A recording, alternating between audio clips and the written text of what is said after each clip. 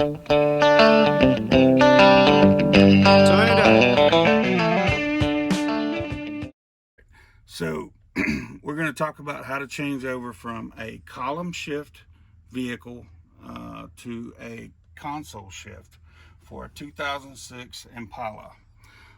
Before you start, there's a couple things that you need to know. I'm not going to go over how to take the steering column apart. There's tons of videos on that, but I'm going to show you how to disassemble the column shift and the parts that you need to know about.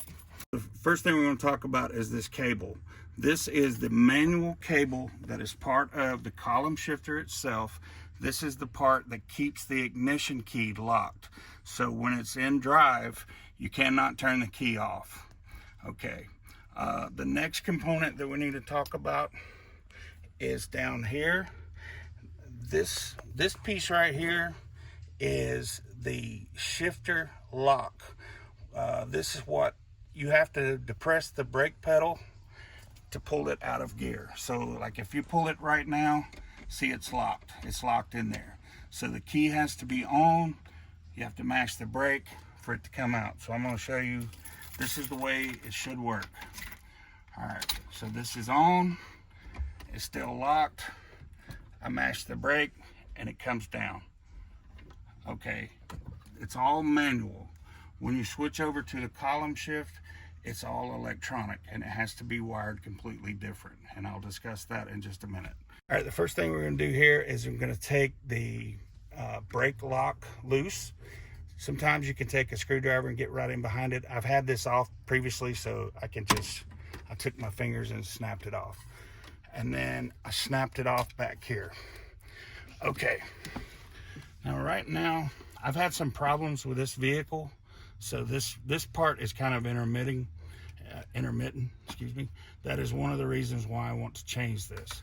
All right, so if I put the key in now, all right, see, it's in a locked position. If I depress the brake pedal, that releases it. If I let off the brake, now it's locked. So it locks it into a position. Okay, the major difference between the column shift and the console shift, and no other videos have I've seen that talk about this. This takes a positive signal, positive 12 volts, constant. That's what keeps this locked. The difference between the console shift is it takes power to activate the release. So you cannot wire it to these buttons or to this wire. So that's something that's completely different, and I will discuss that when we get to the console. Okay. So to remove the column shift, the first thing you want to do is you want to take this locking mechanism out. I just took a screwdriver and push on this tab right here, and that comes out. Okay. The next thing you want to do is this screw here. There's one here. And there's one right down here on the bottom, right here. You want to take those three out. It's a Torx bit, a T30. These three screws, for some reason, I had one of them that was a different size. It's an actual T25. This car has been wrecked before, so they may or may not all be the same. But just in case, a T25 and a T30. Okay, so the manual lock on this thing is all it is just a cable. It's just a position. Now, when you switch over to the console shift, it's going to take electronic connector. Now, what this is going to do is this is going to plug in the same way, just like so, and that's what will lock the shifter. Okay, I'm not going to plug it in at this time because I want to show you the difference, show you how this works. Okay, so a couple key components for the center console. Obviously, you're going to have to change out the cable. On the column shift, the cable came through this by the brake booster. On this console shift, the cable is going to come in, it comes in under the carpet right up here. And as you probably guessed, this car, we're doing a complete interior swap. So this was one thing that was not very well covered on how to change these. Actually, I saw one video. So some key components to the shifter. This plug is the #1 fail item. You can find tons of videos on YouTube on how to fix this problem when it fails. And the problem is this: when this thing shifts back and forth, this wire is moving back and forth with it, and eventually it breaks the wires. So what I suggest is, if you're going to all this trouble, spend $20, buy you the brand new plug, start fresh. Okay, so a couple of key components with this wire, or with this plug. So the yellow is power, black is ground, purple goes to the plug that locks the steering column, and green goes to a brake. So what it is you need to have a signal sent to this to release, to be able to take it out of park. Okay. And the other video that I saw, the individual, he traced it back and used the brake, one of the brake wires on the brake lights. The only problem with that is every time you mash the brake, you hear the clicking.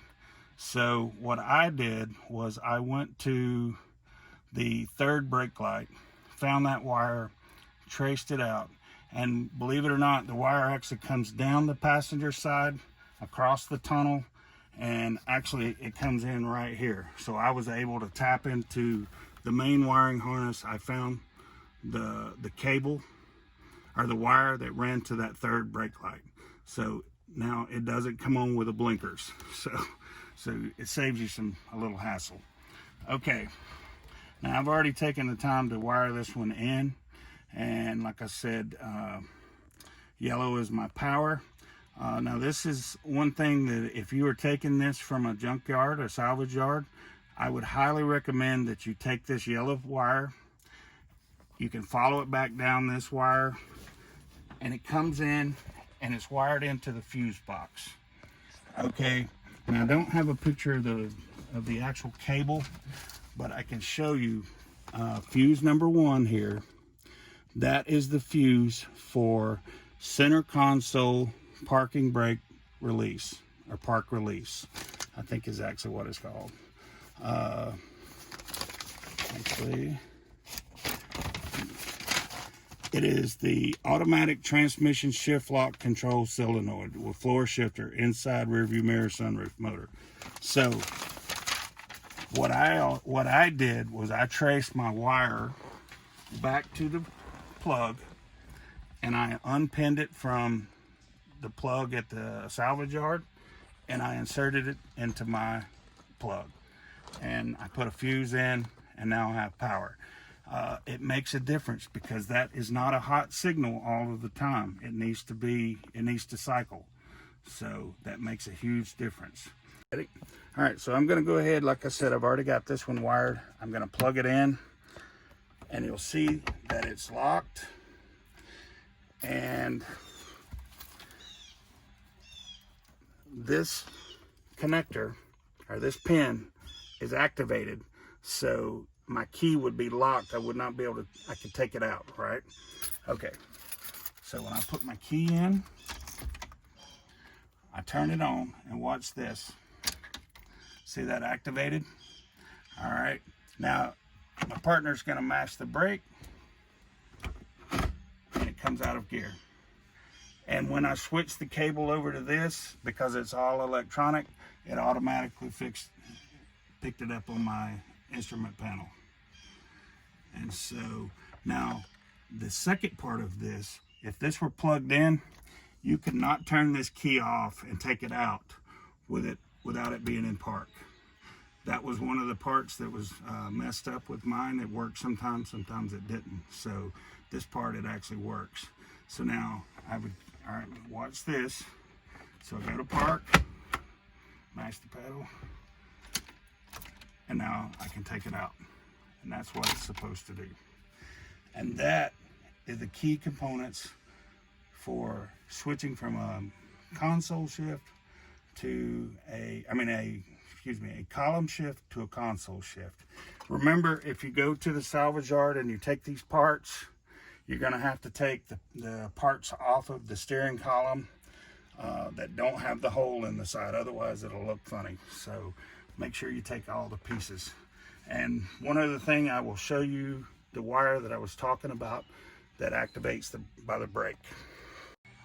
All right, so the reason you don't want to use your brake light, the way the Impalas are set up, when you depress the brake pedal, both lights come on.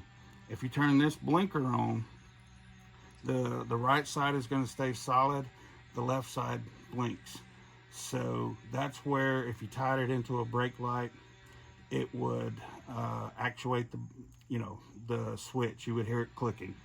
So what I did was, they have a third brake light, and it's wired independently. It only comes on when the brake pedal is depressed. So what I did, I went in right here. So what I did was, I went in, because I know this is wired to the brake light. I went in, I took my test light and found my hot wire. And it actually turned out to be this blue wire. And I followed this blue wire all the way down the passenger side to where it crossed over the tunnel, and it goes right there by the console shift. So this wire is only hot when you mash the brake pedal.